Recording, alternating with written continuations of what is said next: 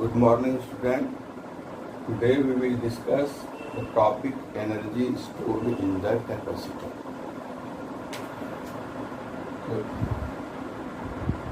this is a capacitor and we connect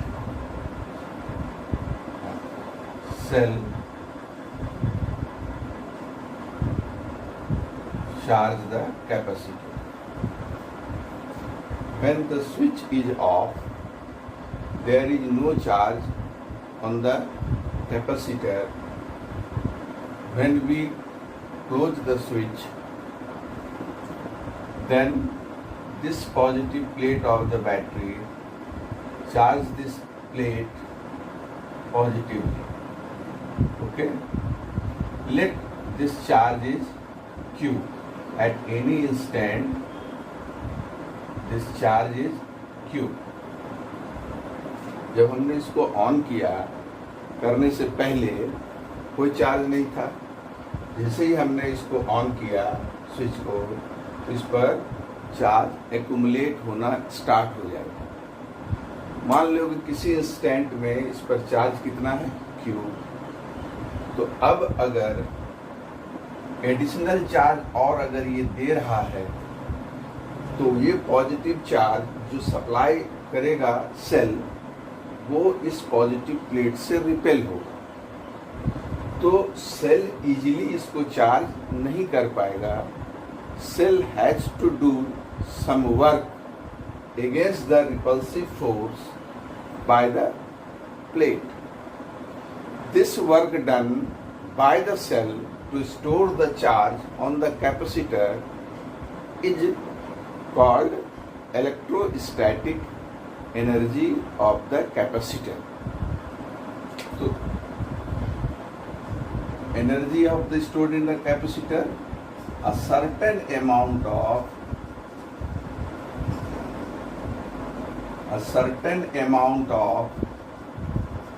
work is done to store the charge on the capacitor. This work done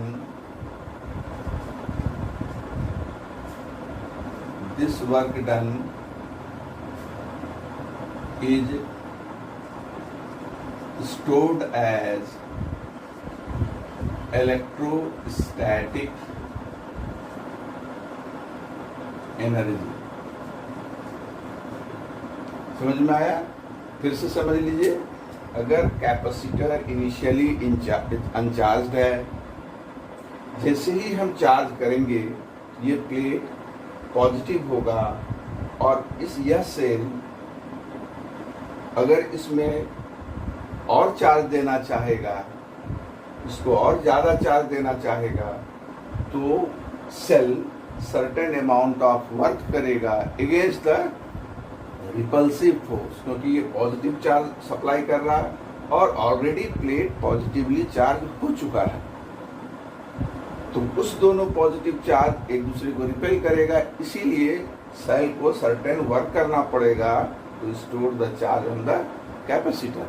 this work done is stored in the capacitor as electrostatic energy. ठीक है? अब मान लो at any instant charge on capacitor is equal to Q. किसी time इस पर charge Q है. अब हम तो potential difference between the plates क्या होगा? V is equal to W upon Q.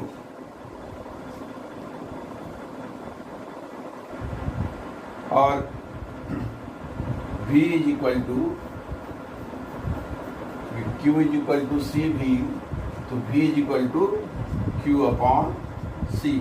ये C है कैपेसिटेंस ऑफ द कैपेसिटर. ये हम लिखेंगे.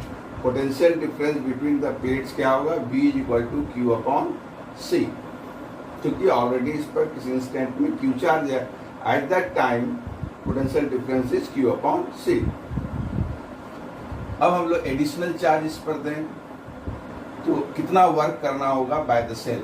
तो work done by the cell to give additional charge dq। तो work done W is equal to क्या होता है V इंटू dq, और V is equal to Q upon C into dq।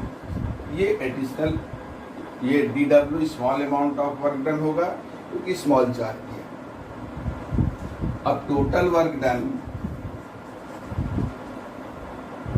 total work done in giving the charge Q, capital Q, to the capacitor। अगर हम 0 से Q charge दें तो total work done will be the integration of dW, this is the integration of Q upon C dQ, और limit 0 to Q, 1 by C integration 0 to Q,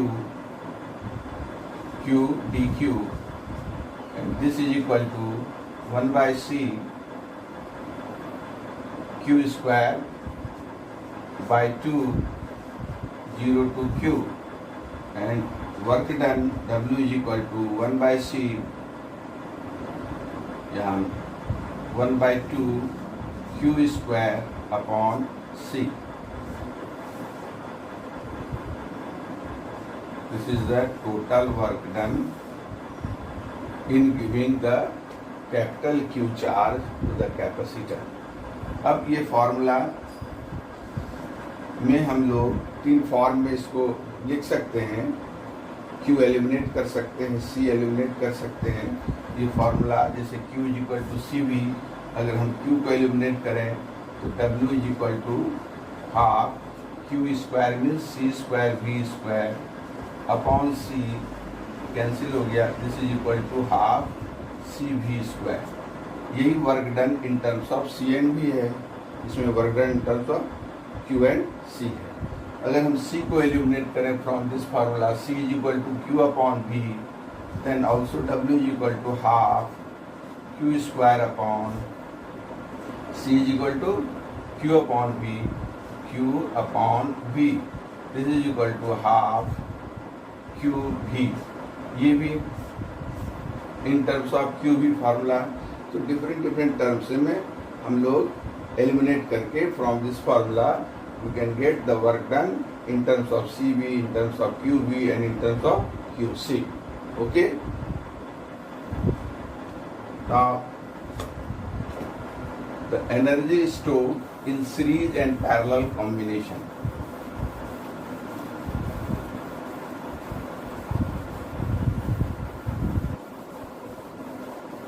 Energy stored in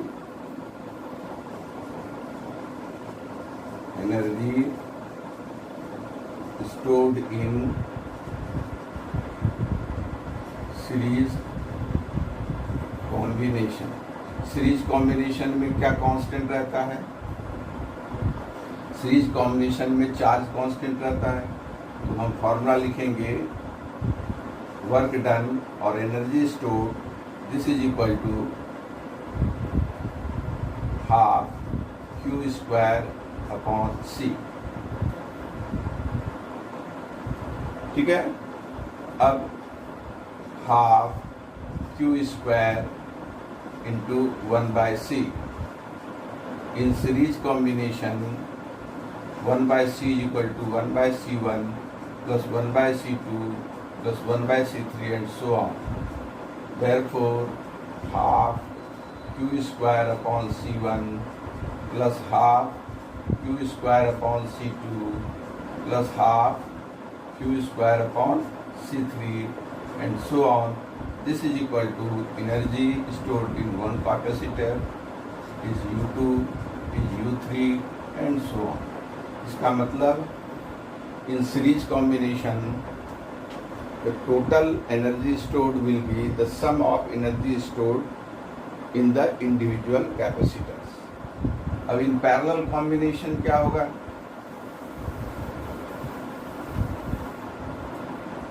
in parallel combination में potential difference constant रहता है। Potential difference constant होगा तो energy stored half CV²। ये formula use करेंगे तो इस फार्मूले को हम लोग यूज कर रहे हैं, हाफ CV²। तो हाफ, अगर पैरेलल कॉम्बिनेशन है तो equivalent capacitance C = C1 + C2 + C3 + ... V², and this is equal to half C1V² + half C2V² + half C3V² and so on, and this is equal to U1 plus U2 plus U3 and so on. It means the total energy stored in a parallel combination is also sum of the energy stored due to individual capacitors. ठीक है, अब हम लोग next topic करेंगे energy density. ठीक है, energy density.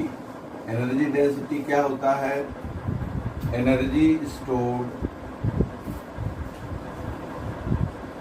stored in capacitor पर unit volume.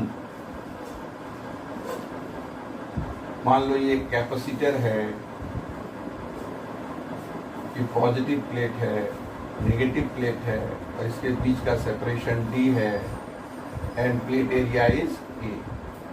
तो density of the capacitor, volume of the capacitor V = what? Cross section area into distance. This is the volume of the capacitor. तो energy stored पर unit volume is called energy density. तो volume A × D हो। तो इसमें हमें तीन फार्मूले का यूज करना है। We know that C = A∈0/D, number 1। Second, electric field intensity inside the between the plates E is equal to σ/ε0। From this equation, sigma is equal to ε0 E। Third formula, density, surface charge density sigma is equal to Q/A। It means Q is equal to sigma into A। ये तीन फॉर्मूले को हम लोग use करने वाले हैं। अब हम एनर्जी स्टोर्ड इन कैपेसिटर का फॉर्मूला क्या है? एनर्जी स्टोर्ड इन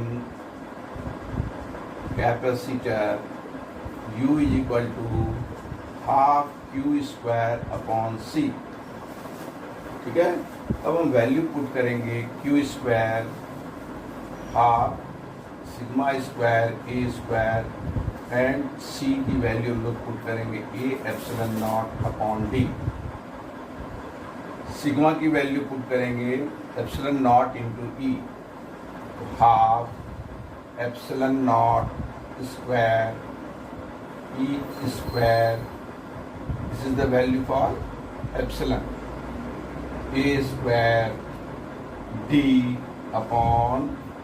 ये कैंसिल हो गया, A∈0 एक कैंसिल हुआ, तो U is equal to half ε0 E² A × D।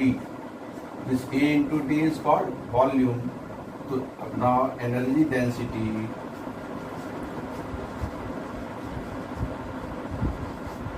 is equal to U/AD, or you can say U/V। This is equal to half ε0 E²। This is the expression for energy density। ठीक है, अब हम discuss करेंगे next topic, common potential.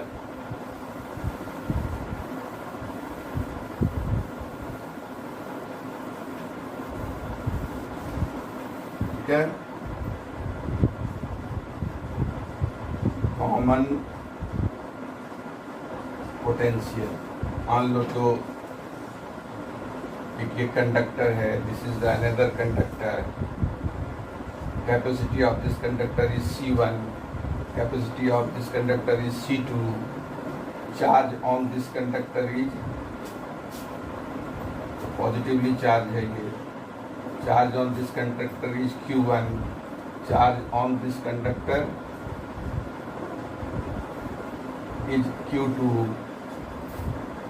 potential is V1 and potential of this capacitor C2 is V2, where V1 is greater than V2। ठीक है, ये condition है। दो मेटालिक कंडक्टर है जिसकी कैपेसिटी C1 C2 है, इस पर चार्ज दोनों पर Q1 Q2 है, पोटेंशियल डिफरेंस V1 V2 है पोटेंशियल, और potential of V1 is greater than V2। तो इस फॉर्मूले में हमें चार्ज और C और V में क्या रिलेशन है, Q1 is equal to C1 V1 and Q2 is equal to C2 V2। अब अगर हम इससे एक वायर से इसको कनेक्ट कर देते हैं और वायर की कैपेसिटी नेग्लिजिबल है, तो चार्ज ट्रांसफर होगा from high potential to low potential. Charge का transfer from high potential to low potential होगा, और तब तक होगा जब तक कि दोनों का पोटेंशियल इक्वल ना हो जाता है। तो वो इक्वल पोटेंशियल को हम लोग कॉमन पोटेंशियल कहते हैं। ठीक है, उस इक्वल पोटेंशियल को क्या कहेंगे, कॉमन पोटेंशियल। तो let V is equal to क्या है, कॉमन पोटेंशियल। जब हम इसको कनेक्ट कर दे रहे हैं तो दोनों में चार्ज Q1 से Q2 की तरफ गया नहीं, और ये तब तक जाएगा जब तक कि दोनों का पोटेंशियल सेम ना हो जाए, और वो कितना हो जाए, V। तो टोटल चार्ज दोनों कैपेसिटर पर सेम रहेगा, क्योंकि इसमें से चार्ज निकलकर दूसरे कैपेसिटर कंडक्टर में गया है। तो इसलिए total charge on the conductor ये कितना रहेगा, Q1 प्लस Q2, ये सेम रहेगा। And total capacitance of conductor ये कितना होगा, C1 प्लस C2। जब इसको हम कंबाइन कर देते हैं तो टोटल चार्ज दोनों Q1 प्लस Q2 और टोटल कैपेसिटेंस क्या होगा, C1 प्लस C2। अब हम कॉमन पोटेंशियल निकालें। कॉमन पोटेंशियल जो V है, फॉर्मूला क्या लिखेंगे, common potential is equal to total charge upon V is equal to Q upon C, total capacitance. ठीक है, टोटल चार्ज कितना है, common potential V, total charge कितना है, Q1 प्लस Q2, और टोटल कैपेसिटेंस कितना है, C1 प्लस C2, और Q1 is equal to C1 V1 and Q2 is equal to C2 V2 divided by C1 plus C2। ये this is the expression for common potential. अगर हम दो different charge different capacity के different potential वाले conductor को join करते हैं तो charge from high potential, charge transfer from high potential to low potential. ठीक है, और ये तब तक होगा ट्रांसफर जब तक कि दोनों का पोटेंशियल सेम ना हो जाए। That same potential is called common potential. तो कॉमन पोटेंशियल को कैसे हम लोग डिराइव करेंगे, ये एक्सप्रेशन।